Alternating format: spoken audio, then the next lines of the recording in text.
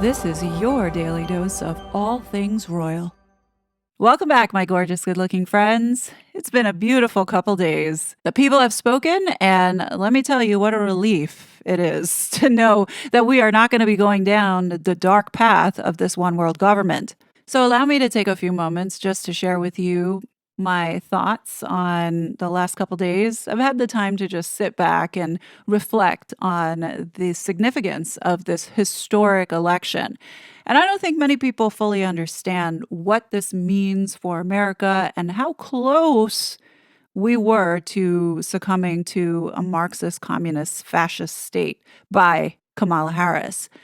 We have been witnessing the decline of this country now for 4 years on an accelerated path by these globalists to hit these so-called SDG targets for Agenda 2030. This was a world that these globalists had been building for us, as well as the Western world, to not only enslave us, but also to, in a sense, control every aspect of our lives. That no longer is a free world.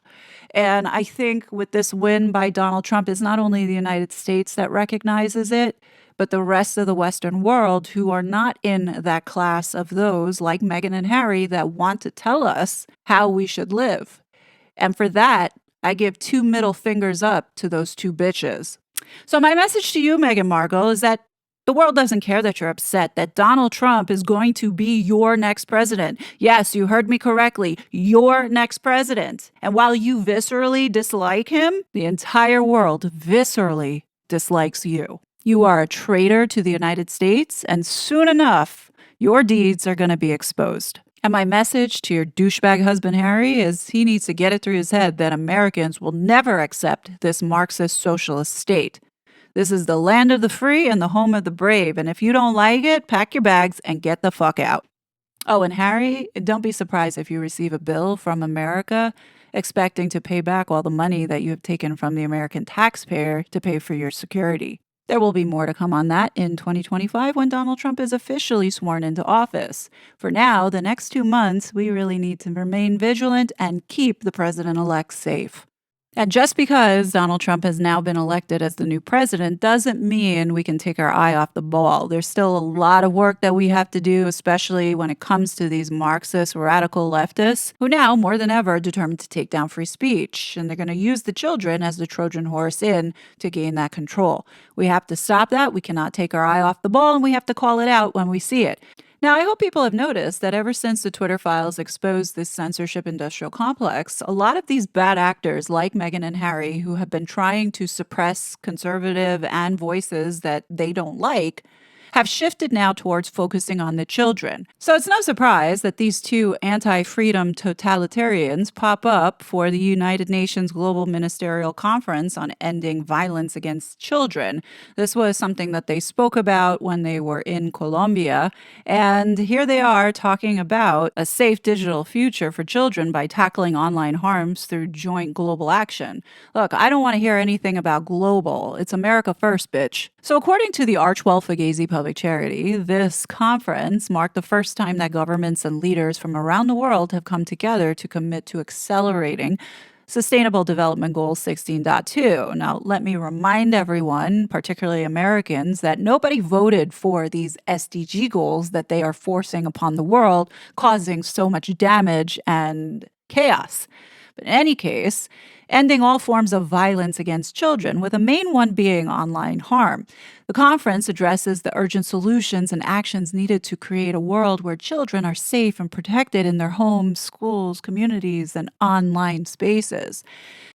Now, as I've looked through this agenda that's slated for the 7th and the 8th, I can't help but feel angry that American tax dollars is going into funding the United Nations and the World Health Organization, and there is zero focus on the United States right now for the humanitarian crisis that these very same people have funded in this mass migration, with over 400,000 missing migrant children that are either coming into this country being sold into slavery and being treated in ways that I can't even speak about here on this platform. Otherwise, I'll get banned. Now, I just would like to say that I'm really glad that I made the decision to go over to X because topics like this, such as the problem that we're having with the child trafficking, get suppressed and also banned. You've all witnessed that I've had a video that focused on the World Health Organization and Harry and all these people who are eating nice steak while we have this problem that's rampant here in New York City. So the fact that they don't want people to know about it just tells you that this company is very much in support of protecting these very same evil people. Now, I just want to share with you that the United States made a government pledge. Matito Watson, who is a part of the CIA back channel called USAID. This is where the CIA funnels its money to be applied towards projects of where they want American foreign policy influence. In this case, a lot of times money has been going towards funding these disinformation campaigns and censorship initiatives. Here at this global ministerial conference, the United States is committing to parent and caregiver support, response and support services. Of course, the main area is addressing online harms and governance and coordination structure, meaning policy and regulation, in the attempt to erode our freedom of speech. In addition to eroding the First Amendment, they also want to erode the Fourth Amendment, which is our right to privacy. Hence the reason why they're so gung ho about allowing data collection and monitoring by these so called researchers. Researchers like ex CIA Renee DeResta. Now, does anybody really believe that she's ex CIA? Come on now. Now, this is just my opinion, but I believe the main reason as to why the United States and its humanitarian crisis around these migrant children was not a topic on this agenda is because this conference, more than likely, has been funded by USAID. Now, remember, ever since Donald Trump had won the election in 2016, Pentagon, CIA, the Department of State, GCSQ, NATO, as well as the EU, all have been desperately trying to gain back the control of the information flow on what you can see and what you can say. This government entity focuses on everything outside of the homeland in alignment with our foreign policy. And for a while there, it worked because nobody knew that the governments, as well as other influential people like Harry and Meghan, had been colluding with the social media companies to silence and suppress opinions that didn't align with the agenda. This is how they were able to influence and drive the outcome of the 2020 election. As a result of mastering that control, they went ahead and did it with COVID, they did it with climate change, they did it with this trafficking and migrant problem. And we know from firsthand experience that Harry and Meghan were involved in doing this to us. I think we can all agree, had Elon Musk not bought over Twitter, this election would have had a different outcome, as we know that the censorship would have been on steroids this time around. And there's no doubt in my mind that all of these YouTube channels would have been gone. But we don't have to worry about that, and we can press on. The goal here now is to expose these two frauds to stop them from preying on our youth in order to take down our constitutional rights.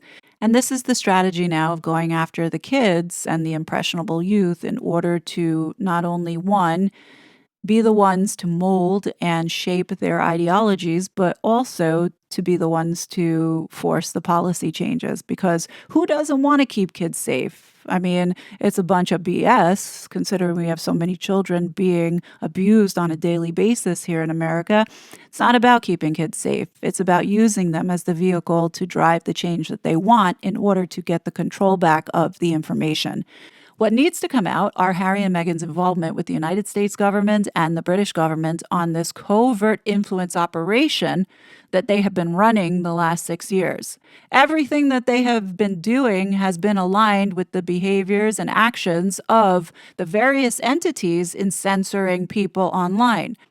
After reading USAID's commitment in this UN ministerial conference preventing child violence, I am pretty certain that Meghan and Harry's parent network is a government cutout, doing work on behalf of the CIA. Let me read to you this commitment the United States has made, and you tell me if it sounds just like this parents' network that Harry and Meghan just so randomly set up. Safe digital environments. The U.S. will engage in prevention of all forms of digitally enabled harm, and will take action to create safer online environments for youth and adults, incorporate digital safety curricula into our schools, and provide resources and training for parents, educators, and employers. We will provide survivor support, including efforts to increase training and technical assistance to law enforcement, prosecutors, educators, and victim advocates so that survivors can access support and assistance from professionals who recognize the complexities and seriousness of technology facilitated violence. We will provide accountability, including strengthening coordination among federal, state, tribal, territorial, and local law enforcement agencies to investigate and prosecute cyberstalking, image based abuse, extortion, and child sexual exploitation online, and provide resources to workplaces and schools to hold individuals accountable for engaging in online harassment and abuse. Additionally, the U.S. will conduct research to inform evidence based interventions, deepen our understanding of the impacts of exposure to online harassment and abuse, including mental health implications for youth and adults, and guide upstream efforts to prevent young men and boys from engaging in targeted acts of violence that share roots with online misogyny and other forms of hate. Efforts to prevent and address technology facilitated gender based violence will be informed by the U.S. strategy to prevent and respond to gender-based violence globally.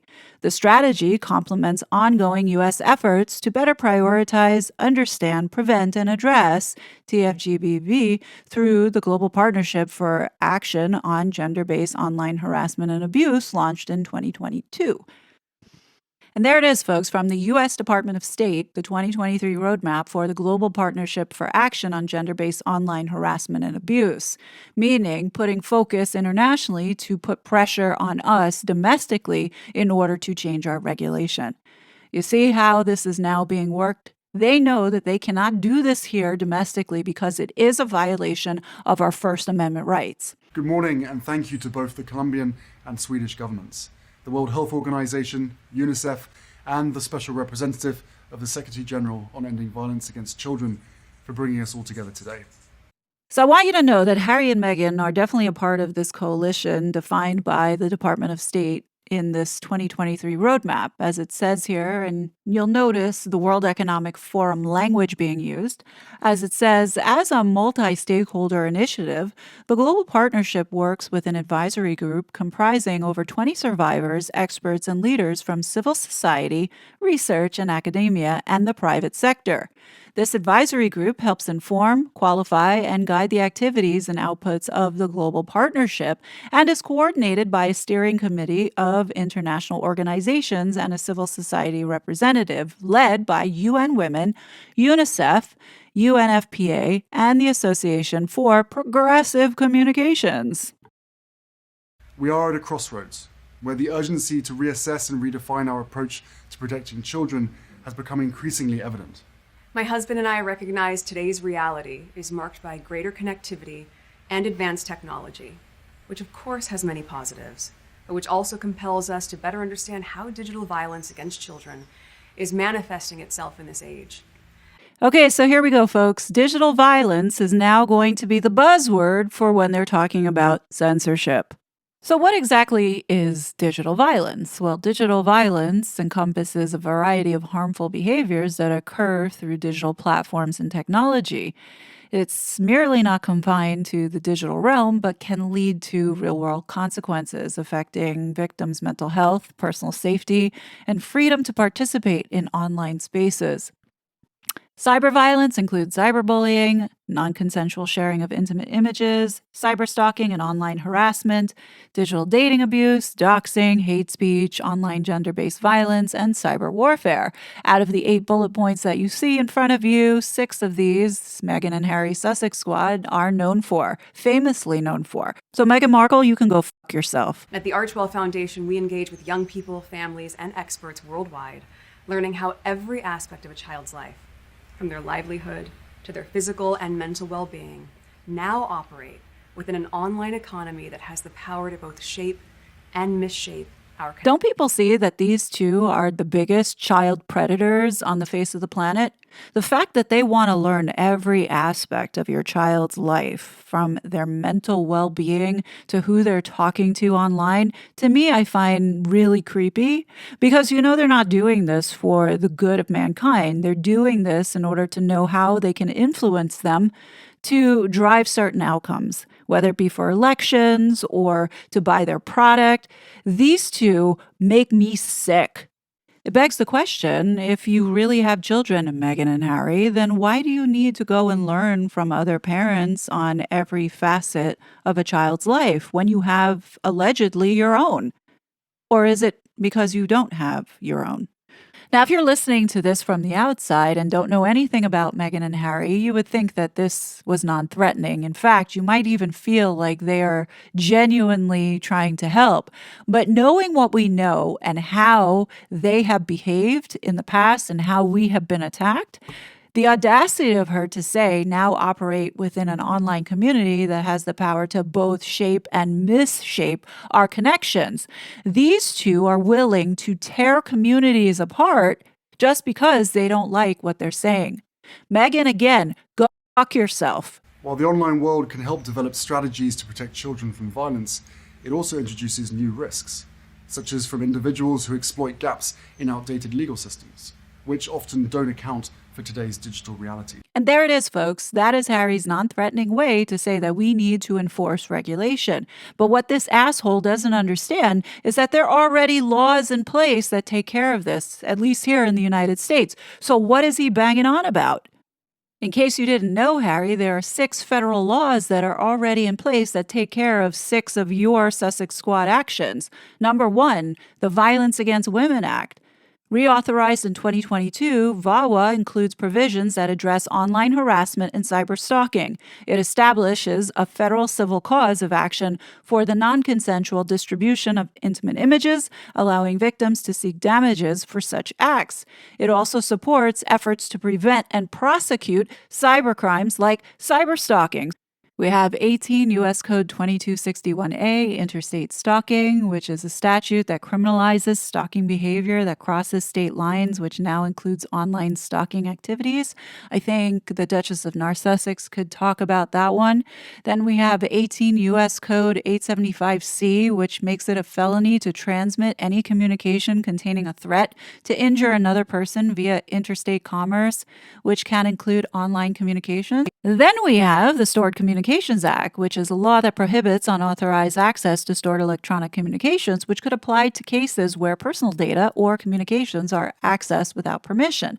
Now, we know that the squad is guilty of doing some of that. Then we have the Cybercrime Law, which is the Computer Fraud and Abuse Act, which is primarily aimed at hacking and unauthorized computer access. It can be relevant in cases involving digital violence through unauthorized access to personal information. Then we have the Digital Millennium Copyright Act, otherwise known as DMCA, which states, although not directly about violence, it can be used to address the non-consensual sharing of intimate images if the victim holds the copyright to the content. Now, we know that this is an act that Meghan Markle has used many times over in the past, so, that can also be applied. And let's not forget, here in the United States, there's also cyber stalking laws per state that can be applied in this case. We know that supporting parents is essential in reducing digital violence against children. That's why earlier this year, we launched the Parents Network, a support network for families dealing with online harm. For the Colombia trip, as well as this video appearance, you can bet that Harry and Meghan are getting some of that $1 billion that had been allocated last year. So this is how the stupid Biden administration launders our money. They come up with these bullshit programs of where they send our money overseas for it to then find its way back into the pockets of Meghan and Harry. So in this case, we have USAID engaged again. They take the money, they give it to Colombia, Bogota, where Harry and Meghan went. Franny Marquez is in receipt of a lot of money from USAID, to which then they end up paying for Harry and Meghan's trip. They end up paying their appearance. They end up paying for their food, hotel accommodations, their free passage. This is how these two grifters have been feeding off the backs of hardworking people here in this country to push this communist agenda to steal our freedoms away. So, in addition to gun violence, we now have digital violence that we have to stress about and try to protect. So, know that whenever they talk about digital violence, they're really talking about censorship. Through trauma-informed practices, we help parents come together to forge strong bonds, offering healing support through community with the ultimate goal of prioritizing safety at the source. Now, listen to the Archwell Fugazi Public Charity when they describe this. They say, as the digital world continues to evolve, it's clear that safeguarding children online must be an integral part of global efforts to end violence against children. The Archwell Fugazi Public Charity is heartened by the progress made, but we also recognize that the journey towards lasting solutions is far from over. Protecting children, both offline and online, requires continued collaboration, innovation, and commitment from governments. To taking a clear-eyed approach to the reality of violence targeting children in this digital age. The stories have helped us to understand that as we better equip parents and caregivers and work to establish norms around the use of and access to technology as they relate to preventing violence. Aside from these two being total socio and psychopaths, they are virtue signaling as if parents don't know how to parent and like they are the ones that people need to look up to when nobody has ever seen these two ever with their own children. Look, I'm not disagreeing that we need to keep children safe. Obviously, we do, but the people who are promoting it are the ones who are actually doing the damage and causing the damage. You see what happened with this election. Right now, the liberals are all up in arms thinking that now we need to have more regulation on social media. Well, it would help if we could regulate social media, because one of the biggest offenders is D.C. and Congress have not been able to do one thing in regard to the rogue corporations of social media. Not going to get any better with Elon Musk. When it was fine in 2020 when everybody was being censored, right? So here we have Meghan and Harry preaching about how we really do need to look at reevaluating the environment and rebuilding it. You see, Harry and Meghan, if you're listening, or your minions that are listening, understand this. Come January 2025, when Donald Trump is sworn back into the Oval, you can bet that this voice is going to get louder, because we're not just going to forget the psychological warfare that was unleashed onto innocent people, and we're not going to forget everything that the Sussex Squad has done to not only threaten, intimidate, as well as silence us. Now, we know that these two have connections with Google and YouTube, and they have been affecting and messing with so many of us, including this channel. Here's what I'm going to tell you, Meghan and Harry. That's not going to stop me. I don't do this predominantly for the money. I am going to be amplifying all the things that you have done to us over the last 6 years, just so people don't forget. I know how much you want everybody to forget about it, but Meghan is the shining example of what digital violence is through the Sussex Squad. We must also commit to establishing standards that prioritize children's safety. It's apparent that Meghan and Harry want to see regulation be pervasive like the online safety bill that was adopted in the UK. These two totalitarian dictators from douchebagistan want to send people to jail over what they deem as hate speech. Like the CCDH, they want to be able to define what is considered hate and what is considered, free speech. I think what really needs to happen now is the mainstream media needs to be held accountable, because a lot of this psychosis is a result of the media pushing out lies and gaslighting and instilling fear as well as hate. I'm sorry. No!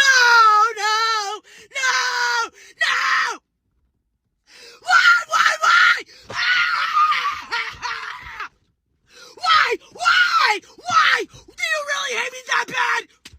We see the left constantly spewing hate and division. I mean, look at what Meghan has done. She has weaponized the media not only to intimidate people, but also to attack people in ways that no doubt caused stress. But this is part of the government machine. They had been controlling the media, which is predominantly left, to drive these narratives, a lot of the times false narratives, about Donald Trump. And what you have right now is a result of psychosis taking on a people just completely freaking out over the fact that they truly do believe that the person that was elected into office is a rapist, a felon, someone who is going to be a dictator.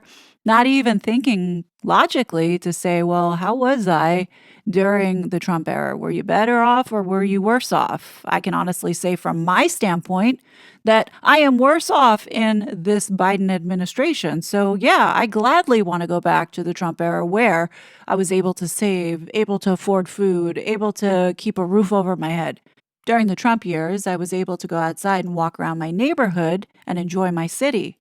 Today, I'm petrified to go outside as a result of the Venezuelan gang members that are hanging out on the corners around the shelter. So, for anybody that's going to say that that's racist over it being just smart, then you're the stupid one. In addition, for those that voted for this laughing hyena, what about all the children that have gone missing? Over 300,000 missing migrant children that are sold into, whether it be sex slavery or, used for whatever sick purpose is happening, and y'all choose to look the other way? Maybe you guys are the sick ones. Maybe you guys need a reality check, not us. Turn your attention to the screen real fast. I want to show a quick photo that I took. It was 11:46 at night. I myself took this photo. That little girl that you see was acting terrified, not of the agents, not of myself, but of the man holding her. The very next day at the Donna Processing Facility, we threatened, and I was there to witness this man with a DNA test. He confessed that he actually was not her father, that he had rented her. This is a process called recycling. Now, I know we're here to talk about what happens to these kids after this point, but this little girl was then turned over to HHS custody, your custody, and you've talked at length today about the vetting process, right? And so you now know that this little girl, not through a DNA test, she's not related to that man. She now is in your custody. You have your own case managers who are supposed to vet these processes.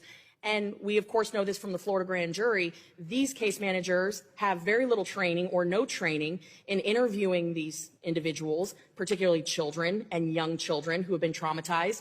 You can imagine that this man who you just saw on the screen, who, by the way, was a convicted sex offender with this child, you can imagine the trauma that that child had sustained. Your own case managers are not trained in examining, evaluating, or recognizing documents as authentic or fake. She came with no documents.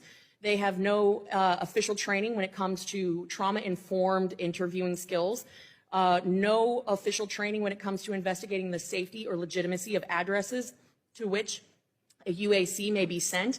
Now, I don't know what happened to that little girl, but what I do know is that the sponsors that you claim to thoroughly vet, which I would love to get your definition of thorough, because you haven't been able to articulate that here today. It also would include the fact that these kids show up with numbers pinned to their clothes or Sharpied on their bodies to call.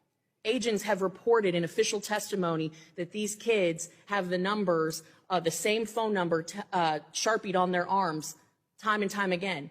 Now, we've heard, of course, of situations where the same sponsor is being called and magically 20, 30, 40 kids end up with that sponsor. And again, I go back to your statement of we thoroughly vet. You've really emphasized that. Do you vet every member of the household? And does it include an FBI check? Does it include an Interpol check? I would hope that it would, considering that we've had 151 different nationalities cross the southwest border under the Biden administration. But I'm guessing that it doesn't, because only 9% of the UACs are subjected to a DNA test with their sponsor, less than 23% to a background check. And again, I should point out for the record the fact that you release these folks, these kids, to sponsors that are in the country illegally.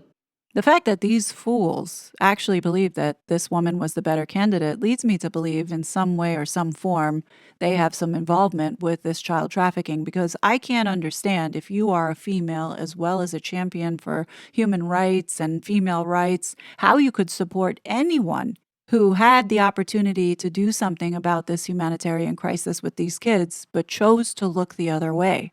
But then again, this is the party that only cares about abortion and killing babies. So, yeah, it's not shocking that they would support this woman and support the fact that she looked the other way about all these migrant children.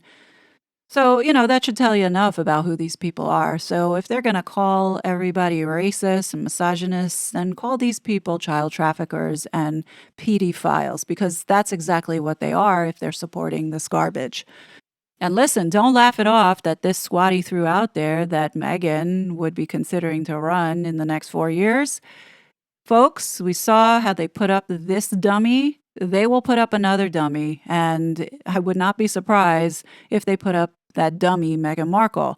Right now, we know that these lunatics are plotting and scheming, so you got to keep your eye on the things that they're doing. Hence the reason why I'm calling out this BS with this digital violence that now they're pushing to try and circumnavigate once again our First Amendment. But don't worry, Big Daddy T is going to be here in January 2025, and we're going to get down to business in ensuring that these two are held accountable for what they have done. Harry and Meghan and the people that they're associated with are the biggest threat and predators to our children.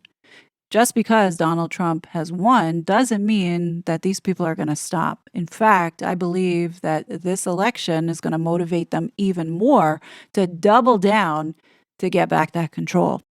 Don't assume that Meghan and Harry have no influence, because obviously they are participating in things that they have no business to be participating in, which leads me to believe that, yes, it is government related and funded. Hence the reason why we must continue to keep making noise so that Congress can do the right thing and investigate. Because ultimately, that is my mission and goal. If you found this video informative, please do the kid a favor and hit that like button. Also, if you're not subscribed, please go ahead and do so you don't miss my future videos pertaining to the dastardly duo. But what do you guys think? Definitely leave your thoughts below. As always, I will be back with more content, but until then, please be safe and I'll talk to you later. Bye! Such a fraud.